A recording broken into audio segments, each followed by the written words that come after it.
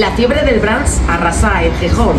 Esta oferta gastronómica a caballo entre el desayuno y la comida gana cada día más adeptos. Estamos con Carolina, que nos va a explicar cuál es el brunch de aquí de Dual, el brunch favorito de los gijoneses.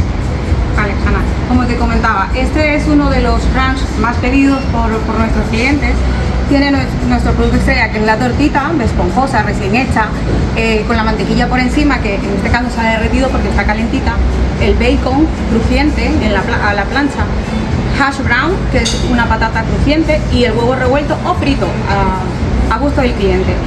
Y para completar, el sirope de arce, que también combina la dualidad de lo dulce de lo salado, y lo acompañamos con un yogur y granola y el zumo de naranja. En este caso es un matcha, que la gente puede escoger entre café, cappuccino y lo que desee tomar de bebida caliente.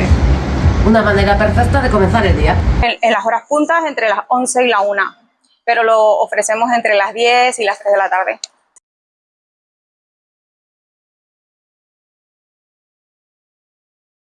Tenemos té de salmón, de pollo, de pavo, luego también tenemos unos sándwiches, ya sean de pastrami, de jamón, y luego pues mucho dulce. Luego también me gusta lo que es pues la comida que se oferta, ¿no? Un poco de huevos, de tostadas, la parte dulce. Probamos el matcha strawberry, muy rico, ideal para ahorita que está haciendo muchísimo calor, muy fresquito.